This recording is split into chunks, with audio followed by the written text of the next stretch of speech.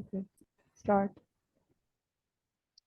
ठीक है। इसमें है सिलेस्ट्राजोल, ये क्या है? पीडीई इनहिबिटर, फोस्फोडाइईस्टेज इनहिबिटर है। ये क्या करवाता है? इंक्रीज साइक्लिक एएमपी करवाता है।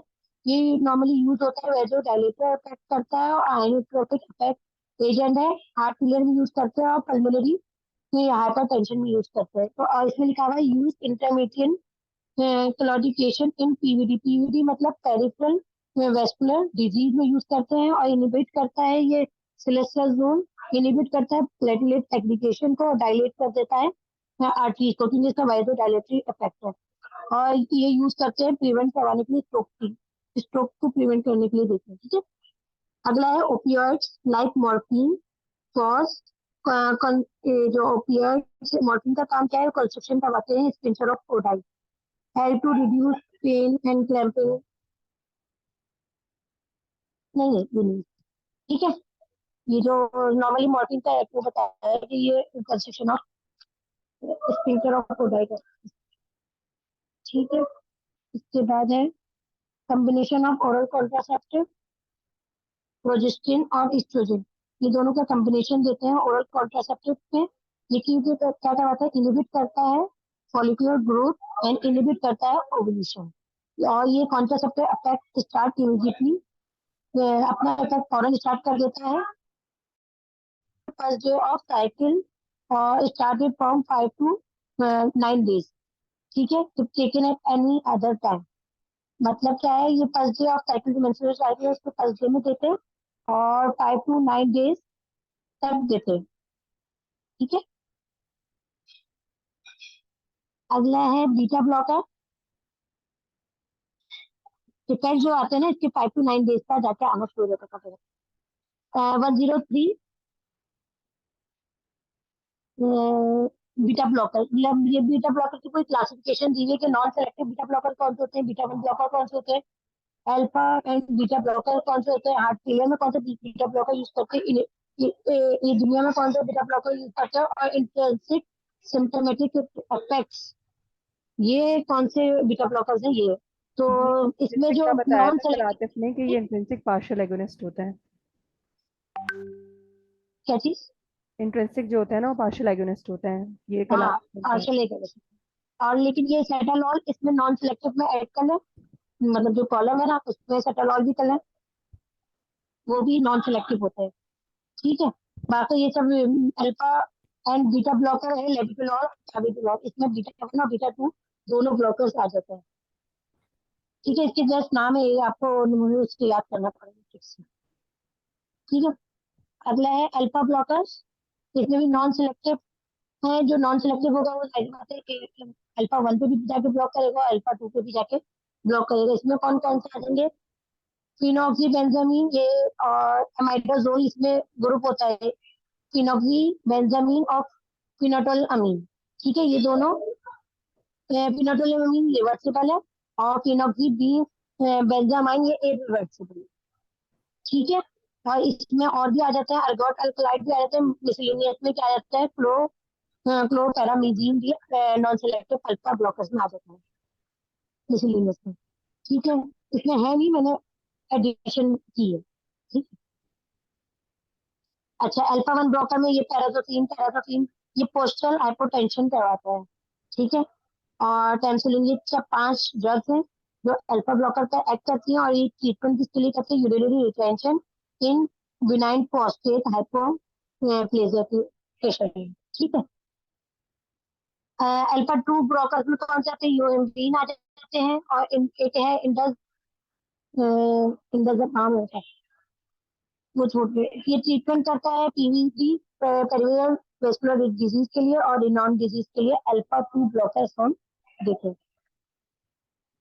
ठीक है। और उसके बाद है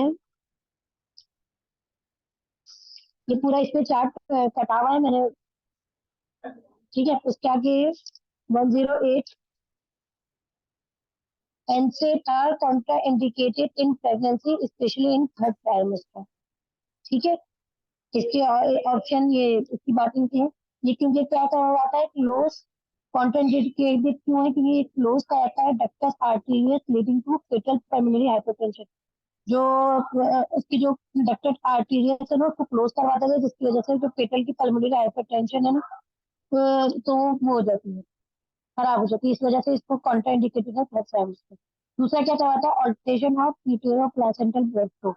जो यूटेरो प्लासेंटल की ब्लड फ्लो को ये ऑल्टर भी करवा देती है। और उसका दूसरा इफेक्ट क्या है? ये पिटल की किडनी पे भी जाके एडवर्स इफेक्ट अपना शो करती है उसे। ठीक है। अगला है पेशेंट डक्टस आर्टेरियस पीबीए। ये क्या है? हार्ट प्रॉब्लम करवाती है as a ductus arteriosus fail to close after birth, most commonly premature. जो प्रीमेच्योर बेबीज होते हैं उसमें क्या हो जाता है आफ्टर बर्थ? ये जो हार्ट प्रॉब्लम आती है कि डक्टर आर्टेरियस फेल हो जाती है। तो इस डिजीज को हम बोलते हैं पेटेंट डक्टस आर्टेरियस। ठीक है। 110 ट्रीटमेंट क्या है इसका? इंडोमेट्रियस इंजेक्शन देते हैं। और 11 वन वन 111 है हेड लाइट पैक। ये जो नेट्स होती है ना, वो कहाँ करती है? जो स्कार्फ से 6 मिलीमीटर दूर उसके एग्स होते हैं। ठीक है। मतलब बिल्कुल सरफेस पे नहीं होते स्कार्फ के, जो उसके एग्स होते हैं लाइस के, बल्कि वो 6 मिलीमीटर की दूरी पे, मतलब दूर होते हैं। आगे है साइक्लोस्पोरिन्स। साइक्लोस्पोरिन्स क्या होते हैं? इम्यूनोसप्रेसेंट होते हैं। यूज करते हैं हम prevent organ rejection after transplant. कोई भी ऑर्गन हम उसको ट्रांसप्लांट करा रहे हैं और ये प्रिवेंट करवाता है कि तो आपकी बॉडी को ये ऑर्गन को रिजेक्ट ना करते, इसलिए इसको इम्यूनोसप्रेशन देते हैं। जो कि कौन सी है? साइक्लोस्पोरिन्स। ये क्या करती है? Inhibition of cytokines which involve T cell activation. Inhibition का आती है साइटोकाइनेस की, जिसमें टी सेल एक्टिवेशन होती है। साइक्लोस्पोरिन इनिबिट करती है टी सेल पॉलिफिकेशन की या फिर एक्टिवेशन। ठीक है। साइक्लोस्पोरिन का काम क्या है कि टी सेल्स की जो पॉलिफिकेशन है या एक्टिवेशन है, उसको जाके वो इनिबिट करवा देती है। जिसकी वजह से क्या हो जाएगा? इनिबिट साइटोकाइनेस हो जाएंगे, आपकी इम्यूनो डिप्रेशन हो जाएगा।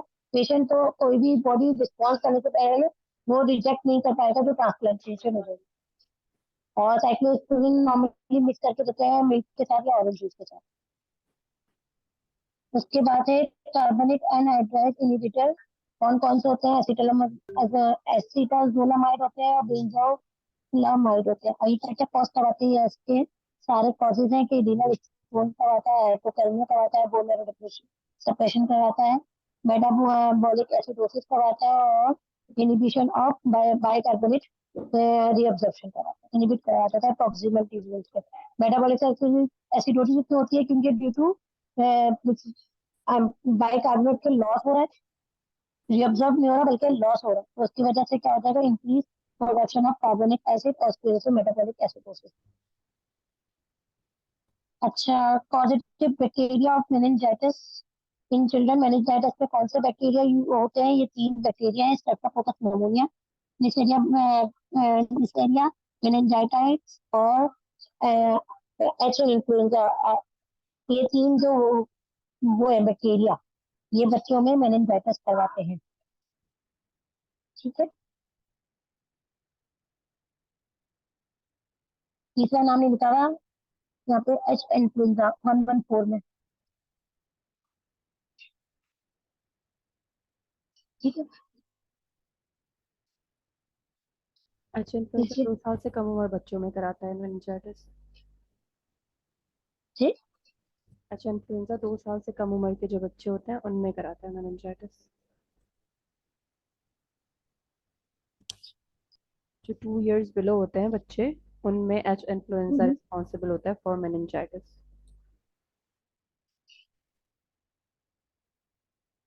सही। अगला सब्जेक्ट है।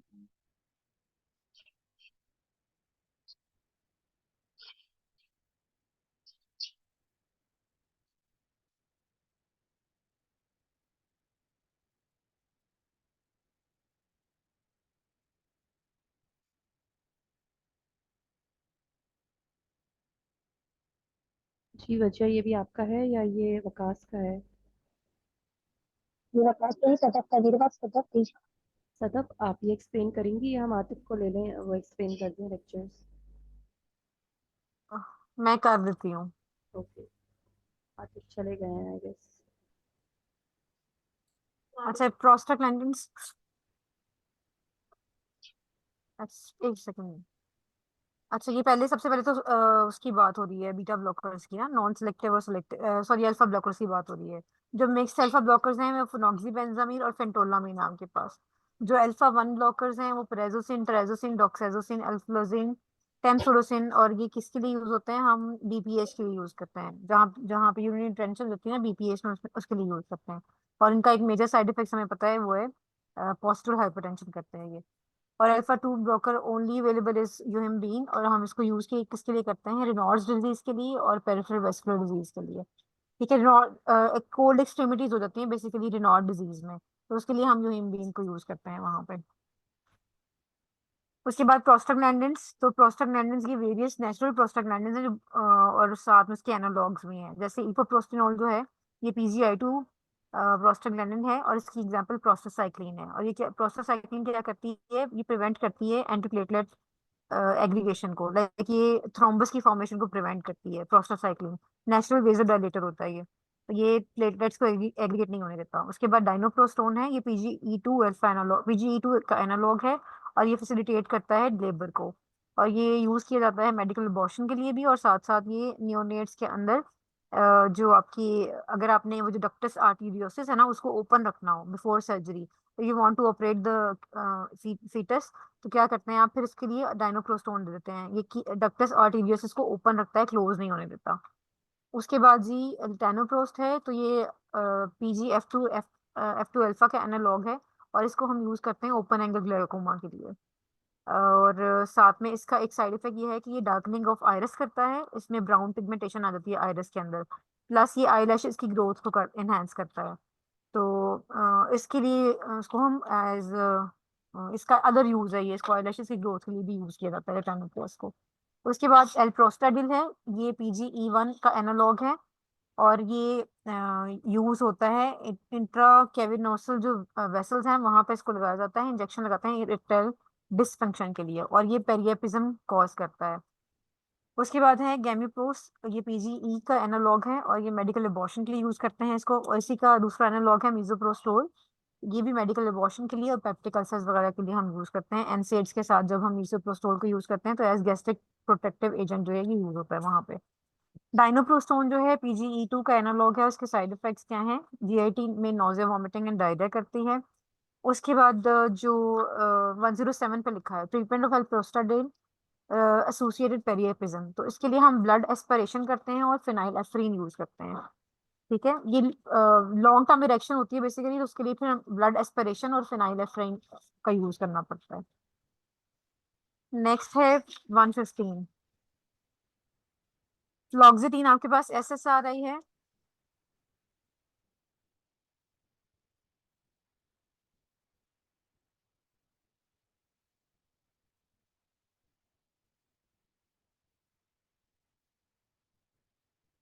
अच्छा, फ्लॉक्सिटीन जो, अच्छा, बच्चे ना इस टाइम पे आके ना तंग करना शुरू कर देते हैं कि बस अब बस हो गई है, सॉरी फॉर दैट। अच्छा, फ्लॉक्सिटीन जो है it can be stopped safely due to it has, अच्छा फ्लॉक्सिटीन जो है ये एसएसआरआईज में हमें पता है कि ये इसको डोज टेपरिंग की जरूरत नहीं पड़ती, क्योंकि इसकी जो हाफ लाइफ है ना वो काफी लॉन्ग है। तो आप इसको विड्रॉ भी कर लेते हैं तो ये काफी देर तक बॉडी के अंदर रहती है, और तो उसके साथ विड्रॉल इफेक्ट्स जो है ना वो नहीं आते।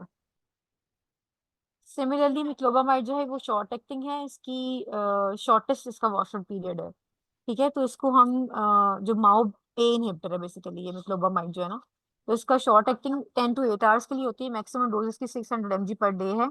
और इसका जो इफेक्ट है वो कम्प्लीटली वियर ऑफ होता है विद इन 24 आवर्स, यानी कि 24 आवर्स के बाद जो ड्रग है वो कम्प्लीटली वियर ऑफ हो जाती है फ्रॉम द बॉडी।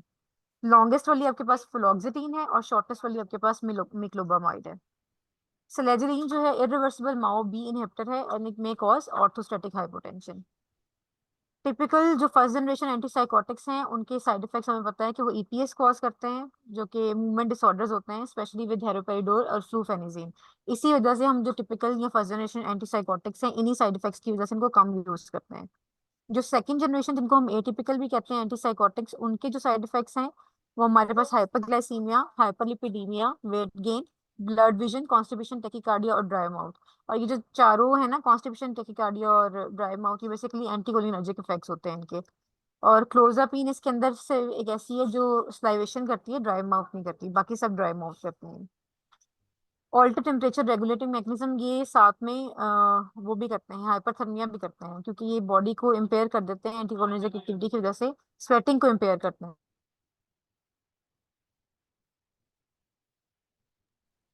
तो बॉडी जो वो एलिमिनेट नहीं कर पाती हीट को प्रॉपरली, इस वजह से जो हाइपरथर्मिया की कंडीशन हो जाती है। लीस्ट गेन, वेट गेन जो एसोसिएटेड है, वैसे आपको पता है ये hyper glycaemia, hyperlipidaemia weight gain करती है। लेकिन दो ड्रग्स ऐसी हैं जिनके साथ लीस्ट वेट गेन होता है, दैट इज इप्रेसिडोन और एरिपेप्राजोल। फिर anti psychotics such as risperidone, haloperidol and fluphenazine, ये हाइपरप्रोलेक्टिनेमिया भी करते हैं, ग्लैक्टोरिया एंड गायनेकोमेस्टिया, वही जो आपके पास एंटी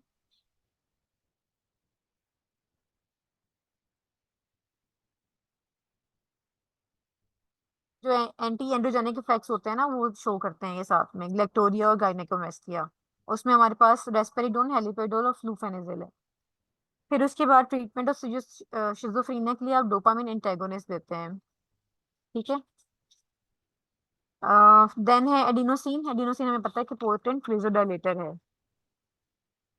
फिर है डायपाइरिडामोल, ये PDE3 इनहिबिटर है, यहाँ पे थोड़ी सी मिस प्रिंटिंग हुई है। PDE3 इनहिबिटर है and it inhibits the adenosine, adenosine की रीअपटेक को इनहिबिट करता है, दैट इज वाई एडिनोसिन के लेवल ज्यादा हो जाएंगे। और हमने पीछे पढ़ा कि एडिनोसिन जो है वो वेसोडाइलेटर है, तो इसको हम एज वेसोडाइलेटर यूज करते हैं। And it is use in combination with aspirin to prevent stroke. Theophylline जो है एडिनोसिन रिसेप्टर एंटागोनिस्ट है। इमाइनोफाइलिन जो है एंटीडोट हम यूज करते हैं एडिनोसिन के लिए या डायपाइरिडामोल के लिए, क्योंकि ये रिसेप्टर एंटागोनिस्ट है तो इसलिए हम इसको यूज करेंगे फिर इमाइनोफाइलिन को as an antidote. Methylxanthines as caffeine, theophylline, aminophylline and theobromine, ये सब हाइपोकैलिमिया करते हैं, ये आज डिस्कस भी हुआ मिथाइलजिनथीन्स के बारे में, ये सब हाइपोकैलिमिया करते हैं। थियोफाइलिन और थायराइड्स मिलके हाइपोकैलिमिया और हाइपरग्लाइसीमिया कर देते हैं, इंक्रीज रिस्क हो जाता है इनकी वजह से अगर हम थियोफाइलिन और थायराइड्स को दें। फिर सिप्रोफ्लॉक्सासिन और फ्लॉक्सामिन और थियोफाइलिन अगर हम कॉम्बिनेशन में देते हैं तो ये थियोफाइलिन के लेवल्स को इंक्रीज कर देते हैं because of the inhibition of cytochrome 1A2। हमें पता है कि थियोफाइलिन जो है वो साइटोक्रोम 1A2 से मेटाबोलाइज होती है, तो अगर इसको इनहिबिट कर देंगे इस एंजाइम को, तो फिर जाहिर है थियोफाइलिन के लेवल जो वो इंक्रीज कर देंगे। स्मोकिंग और सेंट जॉन वॉर्ट भी यही करते हैं कि इंड्यूसर्स हैं 1A2 के, तो ये थियोफाइलिन के लेवल्स को डिक्रीज कर देते हैं। Theophylline needs dose adjustment, theophylline के लिए हेपेटिक इम्पेयरमेंट में आपको डोज एडजस्टमेंट की जरूरत पड़ती है, क्योंकि लिवर फंक्शन जो है वो इंपॉर्टेंट है, क्योंकि अभी थोड़ी देर पहले हमने देखा ना कि थियोफाइलिन की मेटाबॉलिज्म जो है वो साइड के थ्रू हो रही है, इसलिए इसकी हेपेटिक इम्पेयरमेंट में आपको डोज एडजस्ट करनी पड़ेगी और रीनल में नहीं करनी पड़ती, because metabolism is through hepatic.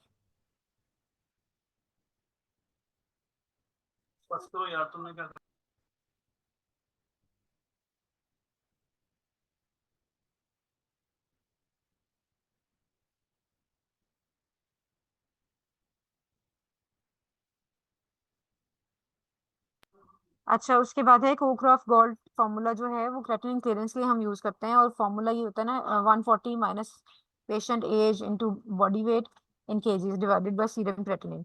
तो यही है कि उसके लिए आपको एज, वेट, जेंडर और सीरम क्रेटिनिन चाहिए होती है।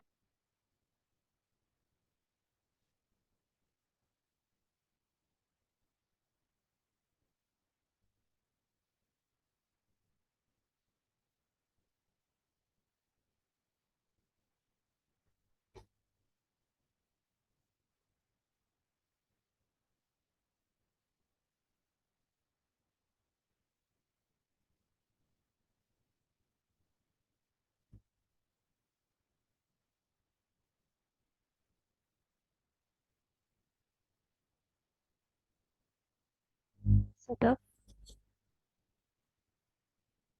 अच्छा सॉरी, मैं समझी आप लोगों को आवाज आ रही है, मेरा एक माइक म्यूट था। 1 मिनट, वो अच्छा वाला ये ये स्ट्रेट, स्ट्रेट है, उसको जरूरत नहीं है एक्सप्लेन करने की, टाइम भी कम है और हाँ आपको जी भी जाना स्ट्रेट होगा। लाइन, ये पेज जी जी स्ट्रेट लाइन इस है। पेज में भी मुझे नहीं लग रहा कि जरूरत है, फिर भी आप देख लें। असल में ना हमदी अगर आप खुद पढ़ते हैं ना सबके सभी, तो इसमें कुछ जरूरत नहीं है, हमदी इज अ स्ट्रेट फाइल।